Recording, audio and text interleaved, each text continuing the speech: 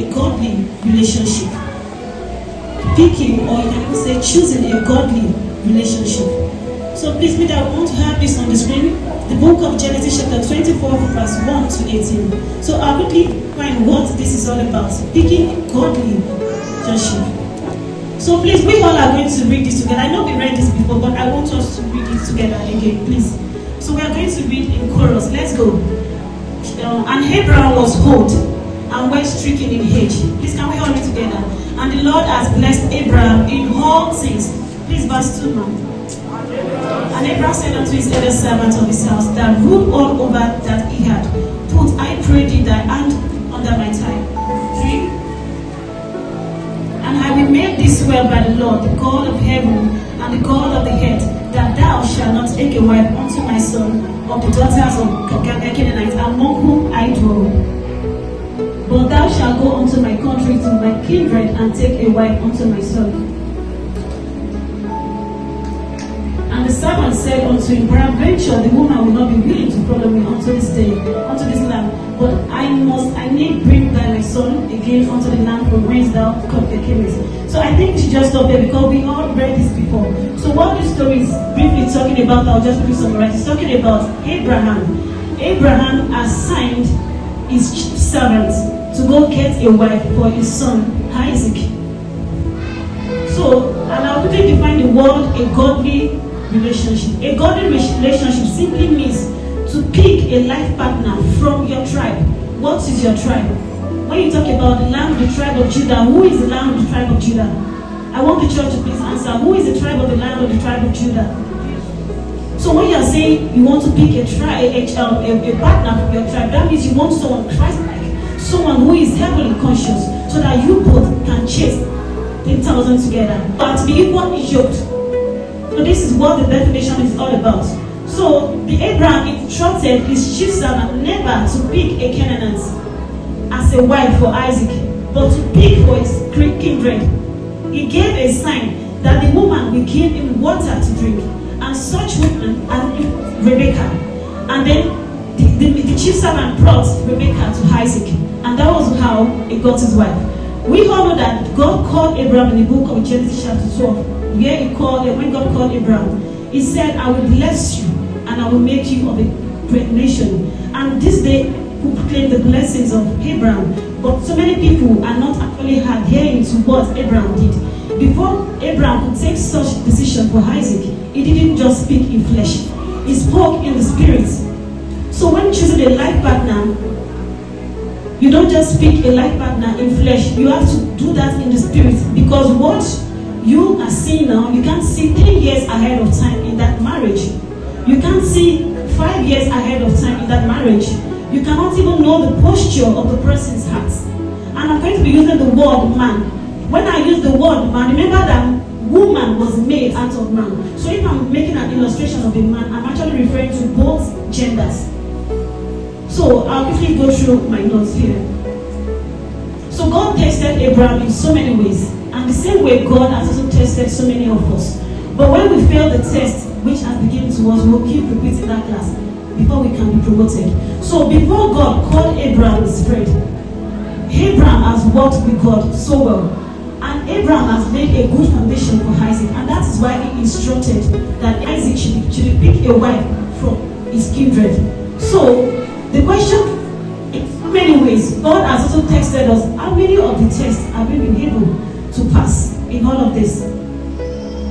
For a man to tell you that you are the heir, the priest, or they can't do without you, they can just say it out of flesh. Maybe infatuation, love, and the rest of that. But when your spiritual eyes are open, you have the spirit of discernment. When you take it to God, with the help of God, God can reveal things that you may not see physically. So for you to take a decision concerning marriage, you need the help of God in this area, which is exactly what Abraham did for Isaac. And then I'll quickly look at the story of Samuel and David. When Samuel got to the house of Jesse, Jesse brought out all his sons. They were looking good, hefty, and all of that. But if we look at the human flesh, Samuel would have just anointed the hefty men. But the Spirit of the Lord said, no, there is still one in the field. And that one in the field happened to be the last born of Jesse. His name was David. because it was in the spirit. So when choosing a life partner, you don't choose a life partner based on what you see. You must go to God in prayer to know what you are going into.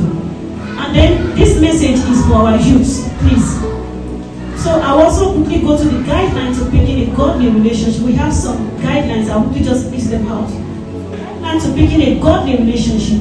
You must know God for yourself. It is when you know God for yourself, when everyone is telling you, oh, go for this, go for that, confusion will set in. But the question is, what is God saying?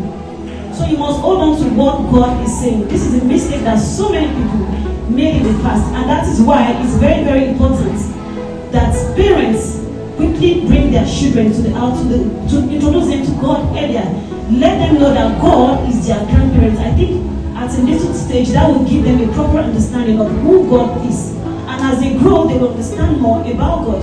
When they grow in such light, it will help them in the journey of life. Then in number 2, we also need to speak to us when He's leading us to someone. When you are used to the way God speaks to you before time of marriage, you will be able to discern if God is one leading you or if it is the devil leading you. You must also differentiate salt from sugar. If you look at salt and sugar, you see like the only way you can differentiate it is you taste. So this is where discernment comes in. So this is where discernment comes in, because you need discernment to know what God has originally planned for you, to know what your scroll is all about, because each and every one of us has a scroll. We have a purpose that which will give us a guideline to who should wear the cap. And then we also have, you must have a prayer life. You must build capacity in the spirit realm, because the journey is from marriage is not a child's play. It's not a child play. You need a counselor to be sure that you are not working with your emotions or being lost in infatuation. So I'll quickly go to the other parts of preparing yourself for marriage. When you're preparing yourself for marriage, you need enough knowledge. You need to be versatile. You need to be industrial so you don't become a liability. You must also prepare yourself for a future king or queen, just like Queen Esther. Thank God for his uncle Mordecai. So Esther prepared herself. There were so many people who came in to become a queen, but the Jews had interest in Esther because of her character. He saw so many qualities in her. So when you are aspiring to become a king or a queen in someone's home, you must prepare yourself. Gather all the necessary knowledge. Any part you need to work on in your character that does not fit in that home, you start building, working yourself before then. You must also learn to forgive, because that is where you receive all the necessary hurts. You must learn to forgive. So all of this will also help in this period. And then also, talking about tribe, I'm talking about, you can pick someone from, let me say, your state. That one is another thing. But the person must be a child of God. That is what I mean by tribe. It may not necessarily come from your state. But what is most important is that the person must be a true child of God. If you are both conscious of heavenly grace. And to our parents here, please, amongst all our children, we know we have that special one. Everyone is special. Everyone is important. But there's a special one among them. That special one may fall into the 4th or 5th generation, according to the book of Exodus, when the 10th commandment was taken. He said, that he will visit the sins of the forefathers, the fathers, from people from 4th to 5th generation. When such a child falls into the 4th or 5th generation, that child most likely may be the one standing at the gate of the spiritual gate of the family. So because of that, the child may have some friends that may be doing some certain kind of things. And the child may have his own life of consecration, may not permit him to do some certain kind of things, because that is his consecration. He is the one standing at the gates. So it's the duty of the parents to nurture that child into whatever is written concerning such child. According to the word of the Lord in the book of Jeremiah chapter 1 verse 5, he said, before I formed you, I knew you, and I will pray, and I ordained you a prophet unto nation. So you must watch over that child to give that child a proper guideline. That you're making a generation just like what Abraham did. He created a generation and it lingered down. So when a mistake is made, God can always take us back if we come back to Him with a heart of repentance. So this is all I have to say here concerning this short exhortation. I hope it blesses someone out there, and I hope it transforms life. May God name be praised.